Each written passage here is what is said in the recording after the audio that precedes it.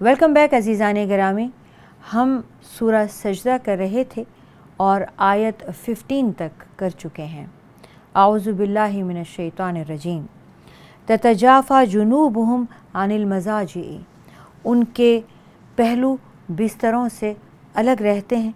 यदऊना रब्बहुम, वो अपने रब को पुकारते हैं। खौफ़म व तमा, खौफ और उम्मीद से। व मिम्मा रज़क़नाहुम युनफ़िक़ून, और जो कुछ रिज़्क़ हमने उन्हें दिया उसमें से खर्च करते हैं। फ़ला तअलमु नफ़्सुन, और कोई शख्स नहीं जानता,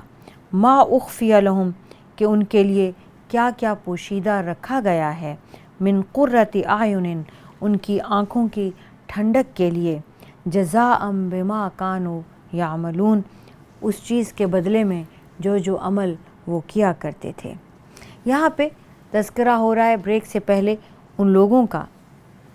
जो ईमान वाले थे और उनके सामने अल्लाह का ज़िक्र होता था या अल्लाह ताला की आयत की तिलावत की जाती थी तो वो एकदम अल्लाह की याद में, अल्लाह के खौफ से, अल्लाह की मोहब्बत में सजदे में गिर पड़ते थे और वो अल्लाह का शुक्र अदा करते थे और तस्बीह करते थे, अल्लाह की पाकीज़गी बयान करते थे और वो गुरूर नहीं करते थे। ये ईमान वालों को अल्लाह ताला ने मुखातिब फरमाया है कि ईमान वाले जो ऐसे लोग हैं अल्लाह ताला को वो बहुत अज़ीज़ हैं। अब अल्लाह ताला उन्हें क्या अता करने वाला है, अल्लाह ताला फरमाते हैं कि ये लोग वो हैं जो अपने आप को, नींद उनकी बहुत प्यारी नहीं होती, अल्लाह ताला उनसे उनको बहुत प्यार होता है और वो आधी नींद के बाद बिस्तरों से अलग हो जाते हैं और अल्लाह को याद करते हैं और इस खौफ से अल्लाह को पुकारते हैं कि जो गुनाह, जो गलतियाँ हुई अल्लाह माफ़ फरमा दे, अल्लाह ताला उनसे नाराज़ ना हो और ये उम्मीद रखते हैं कि अल्लाह उनसे राज़ी हो जाए और अल्लाह ताला उन्हें अपने मुक़र्रब लोगों में बनाए और वो अल्लाह ताला उन्हें जन्नतें अता करे। और फिर जो कुछ रिज़्क़ हमने उन्हें दिया है वो अल्लाह की राह में उसमें से ख़र्च करते हैं, अपनी ज़ात पर, अपने घर वालों पर, अपने रिश्तेदारों पर, मांगने वालों पर, मुसाफिरों पर, यतीमों पर, सफ़ेद पोश मोहताज लोगों पर। अल्लाह ताला के ये बंदे जो रिज़्क़ भी इनके पास है, माल है तो उसमें से ख़र्च करते हैं, अगर अल्लाह ने इन्हें इल्म दिया है तो अल्लाह की राह में फैलाते हैं, अगर अल्लाह ने इन्हें अच्छी सेहत दी है तो हाथों से भी मदद करते हैं। आप सल्लल्लाहु अलैहि वसल्लम ने फरमाया, तुम्हारा किसी मुसलमान बहन भाई को या किसी इंसान को उसकी सवारी पर चढ़ा देना भी सदका है। और आप सल्लल्लाहु अलैहि वसल्लम ने फरमाया कि वो निवाला जो तुम अपनी बीवी और बच्चों के मुंह में देते हो, तुम्हारे लिए वो भी अल्लाह की राह में ख़र्च करना है और वो भी तुम्हें उसका भी अजर होगा। फ़ला तालमु नफ़्सुन, किसी इंसान को ये बात पता नहीं है कि अल्लाह ताला ने उनकी आँखों की ठंडक किस किस चीज़ में रखी है और अल्लाह ताला ने किसी इंसान को, कोई भी ये नहीं जानता कि उनके अमाल के बदले में अल्लाह ताला ने उनके लिए क्या क्या नेमतें पोशीदा रखी हुई हैं। जब वो अल्लाह के पास जाएंगे तो ये वो लोग हैं, ये वो कैटेगरी है जो ईमान के बाद रातों को उठ उठ के अल्लाह को याद करती है। अल्लाह की आयत की जब इनके सामने तिलावत की जाए तो इनके दिल दहल जाते हैं, इनकी आँखें रोने लगती हैं और ये सजदे में गिर जाते हैं। और ये वो लोग हैं जो अल्लाह को पुकारते हैं खौफ से भी, उम्मीद से भी, और ये अल्लाह की राह में ख़र्च करते हैं। अल्लाह ताला ने इनके लिए बहुत कुछ छुपा के रखा हुआ है, बहुत सारे ऐसे सरप्राइज़ेज़ हैं जो अल्लाह ताला ने इन्हें जन्नत में अता करने हैं। आप सल्लल्लाहु अलैहि वसल्लम ने एक मरतबे हज़रत माज़ बिन जबल को फ़रमाया, हज़रत माज़ बिन जबल फ़रमाते हैं कि मैं सफ़र में आप सल्लल्लाहु अलैहि वसल्लम के साथ था तो मैंने उनसे ये दरियाफ़्त किया, या रसूल अल्लाह, आप मुझे कोई ऐसा अमल बता दें जो जन्नत में दाखिल कर दे और जहन्नुम से दूर कर दे। आपने फ़रमाया, माज़, तुमने बहुत बड़ी बात पूछ ली है, लेकिन इसके लिए बहुत आसान है जिसके लिए अल्लाह इसे आसान बना दे, और वो ये है कि तुम अल्लाह की इबादत करो और उसके साथ किसी को शरीक ना करो, नमाज कायम करो, ज़कात अदा करो, रमज़ान के रोज़े रखो और बैतुल्लाह का हज करो। ये तो हो गए अरकान इस्लाम। اس کے بعد فرمایا میں تمہیں نیکی کے دروازوں کے بارے میں نہ بتا دوں؟ روزہ ڈھال ہے، صدقہ گناہ کو مٹا دیتا ہے، اور رات کو اٹھ کر آدمی کا نماز ادا کرنا بہت بڑی بات ہے۔ پھر آپ نے یہی آیت تلاوت فرمائی جس کی ہم ابھی تفسیر کر رہے تھے۔ فرمایا کیا میں تجھے اصل معاملہ نہ بتاؤں جو دین کے ستون اور کوہان ہے، اس کی بلندی ہے، میں اس کے بارے میں نہ بتا دوں؟ تو میں نے عرض کی، حضرت معاذ نے عرض کی، یا رسول اللہ ضرور بتائیے۔ آپ نے فرمایا اصل معاملہ تو اسلام ہے، اس کا ستون نماز ہے، اس کی بلندی جہاد فی سبیل اللہ ہے۔ پھر فرمایا کہ اس کی بنیاد اپنی اس زبان کو قابو میں رکھنا ہے، یعنی بلندی، تمام تر بلندی ارکان کے بعد کیا فرمایا؟ زبان کو قابو میں رکھو۔ تو حضرت معاذ فرماتے ہیں میں نے کہا یا رسول اللہ یہ جو ہم گفتگو کرتے ہیں کیا اس پر ہمارا مواخذہ ہوگا؟ آپ نے فرمایا معاذ تیری ماں تجھے گم کرے، یہ زبانوں کی لغو اور لایانی باتیں ہی تو ہوں گی جو لوگوں کو اوندھے منہ جہنم میں گرا دیا کریں گی۔ اور یہ جو اللہ تعالیٰ نے فرمایا نا کہ وہ سرپرائز دے گا، چھپا چھپا کے رکھا ہوا ہے کہ آنکھوں کی ٹھنڈک کہاں کہاں ملے گی، تو امام حسن بصری کا ایک قول ہے، میں آپ سے شیئر کرنا چاہتی ہوں۔ انہوں نے فرمایا کہ جس طرح ان لوگوں نے نیک اعمال چھپ چھپ کر کیے، یعنی جو اللہ کی راہ میں خرچ کرتے ہیں سیدھے ہاتھ سے کرتے ہیں اور بائیں کو پتہ نہیں چلتا، جو ماں باپ کے ساتھ رشتہ داروں کے ساتھ نیکی کرتے ہیں دکھاوا نہیں کرتے، جو راتوں کو اٹھ کے نماز پڑھتے ہیں، تہجد پڑھتے ہیں، صرف اللہ جانتا ہے اور کوئی نہیں جانتا، اسی طرح اللہ تعالیٰ نے بھی اس کے لیے نعمتوں کو چھپا چھپا کے رکھا ہوا ہے جنہیں کسی آنکھ نے دیکھا نہیں اور کسی انسان کے دل نے اس کا تصور بھی نہیں کیا۔ افمن کان مؤمنا، تو کیا پھر مومن ایسا ہو سکتا ہے؟ کمن کان فاسقا، جیسے کوئی فاسق ہو، لا یستعون، وہ کبھی برابر نہیں ہو سکتے۔ اما الذین آمنوا، جو لوگ ایمان لائے، وعملوا الصالحات، اور جنہوں نے نیک اعمال کیے، فلہم جنات المأویٰ، ان کے لیے جنت کے باغات ہیں، نزلم بما کانوا یعملون، ان اعمال کے بدلے میں اللہ تعالیٰ کی طرف سے مہمانی ہے جو وہ کیا کرتے تھے۔ وَأَمَّا الَّذِينَ، اور وہ لوگ فسقوا، جنہوں نے فسق و فجور کیا، نافرمانی کی، فَمَأْوَاهُمُ النَّارُ، تو ان کا ٹھکانہ آگ ہے، کلما ارادوا، جب کبھی بھی وہ ارادہ کریں گے، ان یخرجوا منہا، کہ وہ اس آگ سے نکل جائیں، اعیدوا فیہا، وہ اسی میں دوبارہ لوٹا دیے جائیں گے، وقیل لہم، اور ان سے کہا جائے گا، ذوقوا، چکھو، عذاب النار، آگ کا عذاب، الذی کنتم بہ تکذبون، یہ وہی عذاب ہے، یہ وہی باتیں ہیں جن کو تم جھٹلاتے تھے، وَلَنُذِيقَنَّهُمْ، اور ہم انہیں ضرور چکھائیں گے، من العذاب، عذاب میں سے، الادنا دون العذاب الاکبر، ہم انہیں آخرت کے بڑے عذاب سے پہلے دنیا میں چھوٹا عذاب ضرور چکھائیں گے، لعلہم یرجعون، شاید وہ ہماری طرف رجوع کر لیں۔ ومن اظلم، اس سے بڑا ظالم کون ہوگا، ممن ذکر، جس کے سامنے نصیحت کی جائے، ذکر کیا جائے، بآیات ربہ، اس کے رب کی آیات کا، نشانیوں کا، ثم اعرض عنہا، اور پھر وہ اس سے روگردانی کر لے، منہ موڑ لے، انا من المجرمین منتقمون، یقیناً ضرور ہم مجرموں سے انتقام لینے والے ہیں۔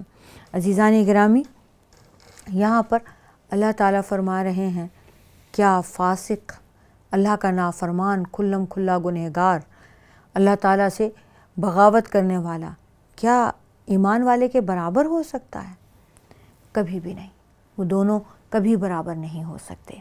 جو لوگ ایمان لائے ہیں اور جنہوں نے نیک اعمال کیے ہیں تو ان کے لیے، ان کے رہنے کے لیے تو اللہ تعالیٰ نے باغات ان کے ٹھکانے بنا دیے ہیں، جنتیں بنائی ہیں، اور ان کے اعمال کے بدلے میں اللہ ان کا خود میزبان ہے اور ان کی مہمانی کی تیاری، ان کے لیے جنتیں تیار ہو رہی ہیں۔ اور وہ لوگ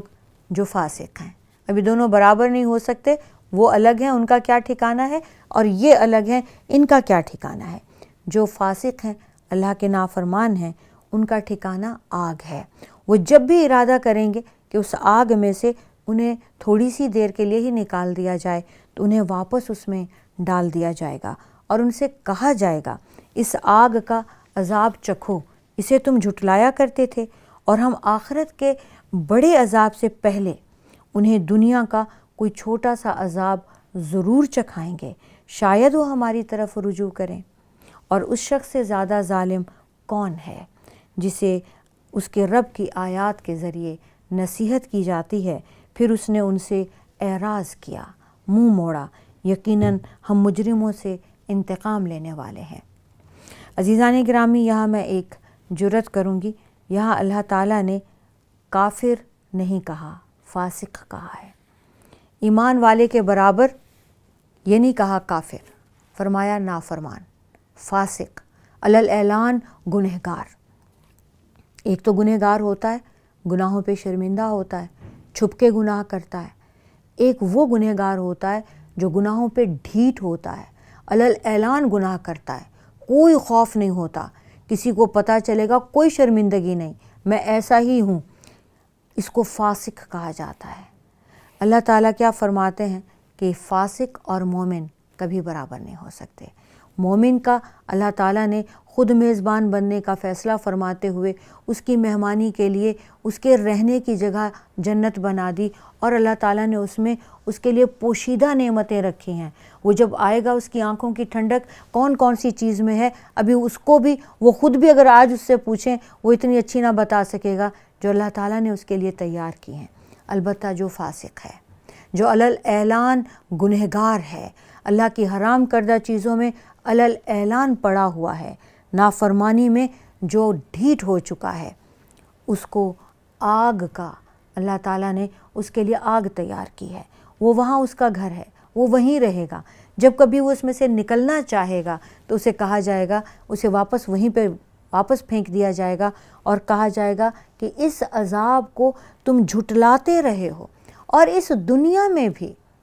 ایسا نہیں ہے کہ ایک دم اسے جہنم مل جائے گی، اس دنیا میں بھی چھوٹے چھوٹے عذاب اس پر آئیں گے جو اسے قیامت صغریٰ کے نام سے اس کو سمجھ میں آئیں گے، جو اسے یاد کرا دیں گے کہ اس دنیا میں بھی عذاب چھوٹا سا ہی ہے اور آخرت میں قیامت کے بعد تو بہت بڑا، اس سے کئی گنا بڑا ہے۔ یہ چھوٹے چھوٹے عذاب چکھا کر اسے اللہ تعالیٰ یہ بتائے گا کہ وہ اس سے بڑے عذاب دے سکتا ہے، اور یہ اس لیے کرے گا اللہ تعالیٰ لعلہم یرجعون، تاکہ وہ لوٹ آئیں۔ ان کا کوئی چانس ختم نہیں کیا۔ ان لوگوں کو جن پر مہر لگا دی، جن کے واپسی کے دروازے بند کر دیے، وہ کفار ہیں، وہ منافقین ہیں۔ ان کے لیے راہیں بند کر دیں کہ اللہ تعالیٰ نے کہ انہوں نے ڈھٹائی میں اتنی انتہا کر دی، انہوں نے اپنے اوپر واپسی کے راستے خود ہی بند کر دیے۔ مگر یہ فاسق ہیں، یہ گنہگار ہیں،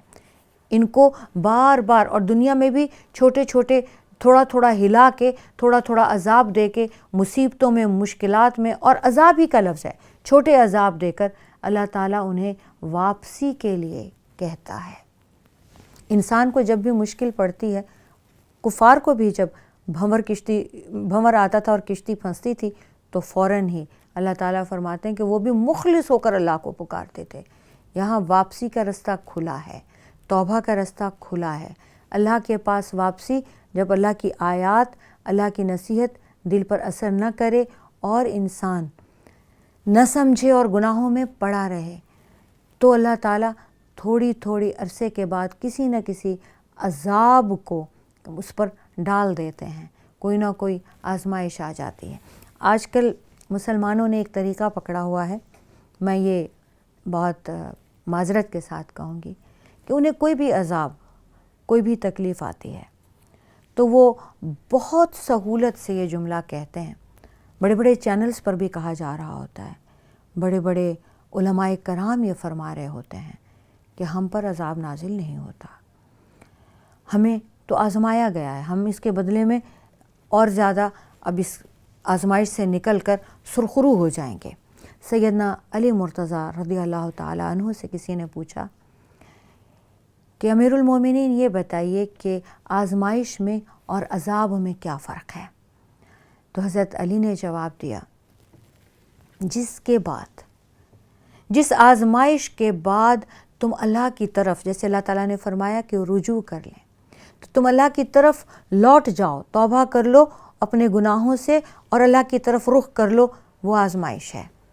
اور عذاب وہ ہے جس کے بعد تم اللہ کے پاس نہیں لوٹو۔ تو عزیزان گرامی، یہ فرق ہمیں دیکھنا ہے کہ ہم پر بھی یہ روزانہ، یہ ہم پر بھی جو کچھ ہو رہا ہے، یہ عذاب ہے کہ آزمائش ہے؟ کیا اس کے بعد ہم اللہ سے قریب ہو جاتے ہیں توبہ کر کے، وہ گناہ چھوڑ دیتے ہیں جو رائج ہیں ہم میں، اور یا ہم ڈٹے رہتے ہیں؟ اور اس سے بڑا ظالم کون ہوگا جس کے سامنے بار بار اللہ کی آیات آئیں، ان کا ذکر ہو، انہیں نصیحت ملے، پھر بھی وہ باز نہ آئیں اور جمے رہیں، اپنے گناہوں پر ڈٹے رہیں اور ڈھٹائی میں آگے بڑھتے چلے جائیں، باز نہ آئیں؟ تو ایسے مجرموں کو، ان مجرموں سے ہم خود بدلہ لیں گے، ہم انتقام لیں گے۔ وَلَقَدْ آتَيْنَا مُوسَى الْكِتَابَ، اور ہم نے موسیٰ کو کتاب دی۔ فَلَا تَكُنْ فِي مِرْيَةٍ، تو اے نبی آپ شک میں نہ رہیں، مِن لِقَائِهِ، ان سے ملاقات کے بارے میں، وَجَعَلْنَاهُ، اور ہم نے انہیں بنایا، هُدًى لِبَنِي إِسرائیل، بنی اسرائیل کے لیے ہدایت کا باعث، وَجَعَلْنَا مِنْهُمْ أَئِمَّةً، اور ہم نے ان میں کچھ امام بنائے، پیشوا بنائے، یہدون بأمرنا، جو ہدایت دیتے تھے ہمارے حکم سے، لما صبروا، اور جب انہوں نے صبر کیا،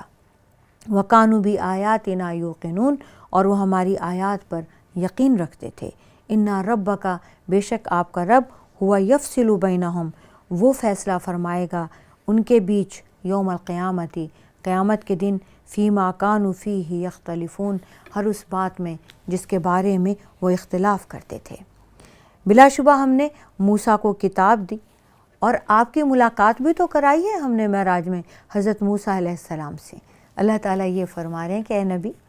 آپ اس کی ملاقات میں شک میں نہ رہیں، وہ واقعی حضرت موسیٰ ہی تھے جن سے آپ چھٹے آسمان پر ملے اور بار بار گفتگو کی، اور آپ صلی اللہ علیہ وآلہ وسلم حضرت موسیٰ کا پورا ذکر کرتے تھے، اور اپنی قوم کے ایک صحابی حضرت عروہ کو ان کے ساتھ ملاتے تھے کہ یہ بالکل حضرت موسیٰ جیسے ان کا حال حلیہ ہے، ان کا قد ایسے تھا، بہت مضبوط اور گتھا ہوا جسم تھا، قد بھی اونچا تھا، رنگت بھی گندمی تھی، بال بھی ان کے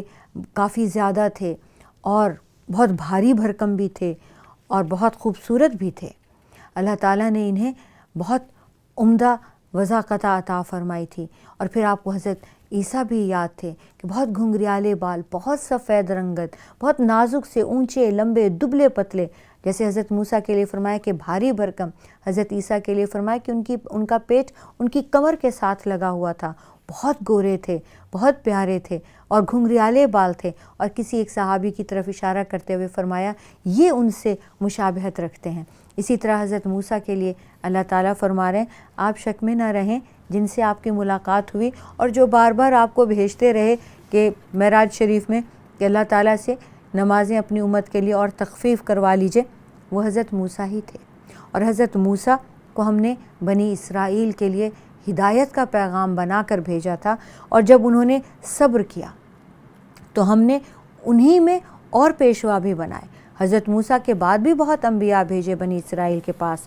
کیونکہ وہ ہماری آیات کا یقین رکھتے تھے۔ بلا شبہ اے نبی صلی اللہ علیہ وآلہ وسلم، اللہ تعالیٰ آپ کا رب قیامت کے دن ان کے اختلاف کے بارے میں خود فیصلہ فرمائے گا۔ اولم یہدی،